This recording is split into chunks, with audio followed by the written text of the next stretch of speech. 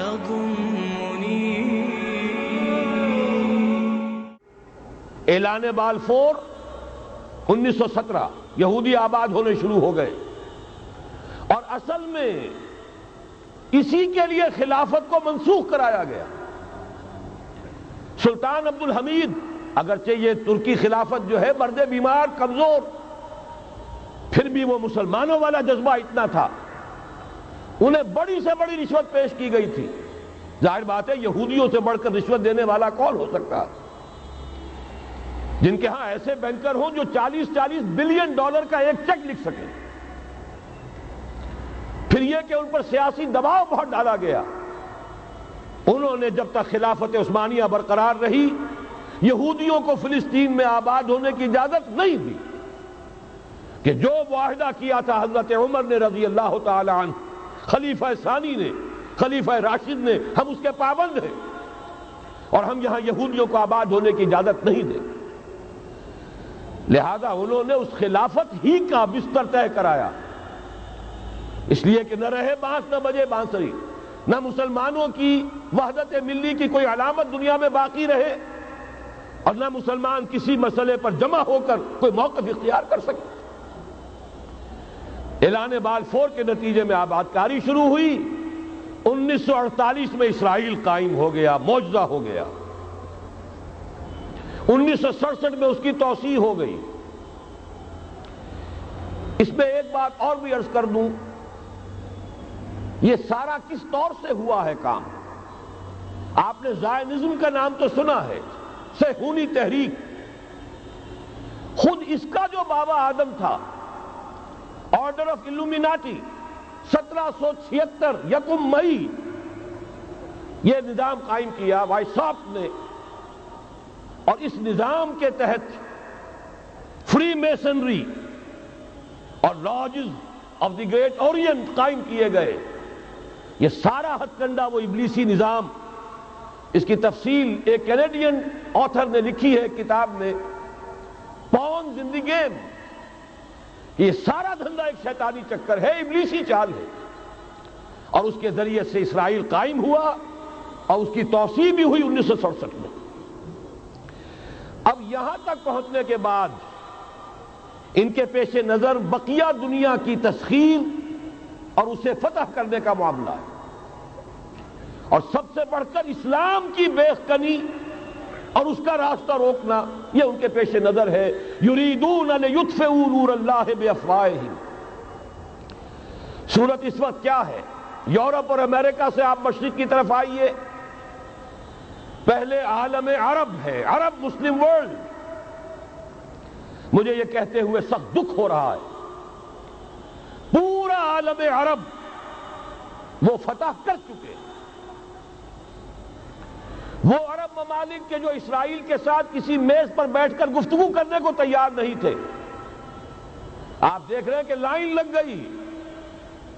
کبھی صرف انور سادات نے ریکگنائز کیا تھا، پوری دنیا میں شور مچا تھا، اس پر لعنت ملامت ہوئی تھی. اب تو ایک ایک کر کے وہ شاہ حسن ہو چاہے شاہ حسین ہو، اب تو وہاں سے ویزے ختم ہو رہے ہیں. سعودی عرب اور امارات، انہوں نے جو کچھ کاروباری بندشیں لگائی ہوئی تھی وہ ختم کر دی گئی، ان میں نرمی پیدا کر دی گئی. یہ صورتحال ہے کہ واقعتاً ان کی جو عالمی تسخیر کا پروگرام ہے وہ آگے بڑھ رہا ہے، اور بدقسمتی سے امت مسلمہ کا جو قلب ہے، اس امت کا قلب امیین پر مشتمل ہے. هو الذی بعث فی الامیین رسولا منہم یتلو علیہم آیاتہ ویزکیہم الی آخر الآیہ. حضور بھی امی تھے، انہی میں سے تھے صلی اللہ علیہ وسلم. لیکن آج وہ قلب جو ہے عالم اسلام کا، وہ یہودیوں کے شکنجے میں کسا جا چکا. اکثر وہاں کے جو حکمران ہیں امریکہ کے ایجنٹ ہیں، اسٹوڈیز. یہ حالات جہاں تک عالم عرب کا تعلق ہے تلخ حقائق ہیں جو بیان کر رہا ہوں، اس لیے کہ آپ کے سامنے رہنا چاہیے. یہ جو اقبال نے کہا کہ دنیا کو ہے پھر مار گئے روح و بدن پیش، ابلیس نے پھر اپنے درندوں کو ابھارا، اللہ کو پا مر دیے مومن پہ بھروسہ، ابلیس کو یورپ کی مشینوں کا سہارا. یہ دوبارہ ایک بہت بڑے پیمانے پر حق و باطل کا گھمسان کا رنگ پڑنے والا ہے۔ ملاحم کی جو حضور صلی اللہ علیہ وسلم نے پیشین گوئیاں فرمائی، الملحمۃ العظمی، تاریخ انسانی کی عظیم ترین جنگ جو ابھی آنے والی ہے، اس کو سمجھ لیجئے اچھی طریقے سے کہ اس میں جو قوتیں ایک دوسرے کے مقابل آ رہی ہیں وہ کون سی ہیں۔ نیو ورلڈ آرڈر کہنے کو امریکہ کے زیر قیادت ہے، حقیقت میں امریکہ خود یہودیوں کے پنجے میں ہے۔ یہ وہی ابلیسی طاقت ہے جو آگے بڑھ رہی ہے۔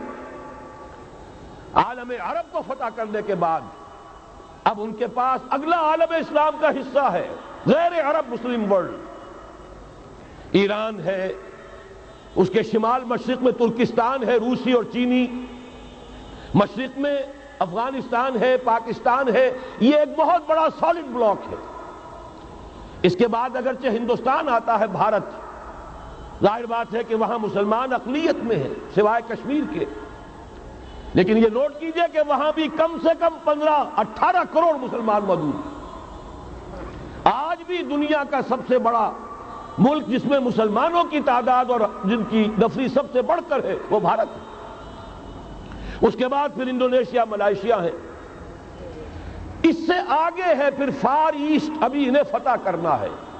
نیو ورلڈ آرڈر کا یوں سمجھیے کہ ابھی یہ ہارڈ نٹ ٹو کریک، ابھی ایک لوہے کا چنا ہے چائنا کی شکل میں موجود۔ اور مجھے یاد آ رہا ہے ڈی گال کے الفاظ بہت سے لوگوں نے سنے ہوں گے، اس نے کہا تھا کہ ہم نے خام خواہ روس کو اپنا دشمن بنا لیا ہے، وہ تو ہمارا بھائی ہے، وائٹ ریسس، وہ تو بنیادی طور پر یورپین قوم ہے۔ Beware of the yellow masses of the east, تمہیں گھبرانا چاہیے، تمہیں خبر لینی چاہیے، وہ مشرق بعید کے جو زرد رو لوگ ہیں، China, Indochina, Japan, yellow races. ابھی اس نیو ورلڈ آرڈر کے لیے جو فتح عالم اور تسخیر عالم کا پروگرام ہے، اس میں پہلے غیر عرب مسلمان دنیا اور پھر یہ فار ایسٹ کا خاص طور پر یلو ماسز، یہ ہے کہ جنہیں ابھی انہیں ٹیکل کرنا ہے۔ اور اسی لیے میں عرض کرنا چاہتا ہوں، حقائق ہمارے سامنے رہنا چاہیے۔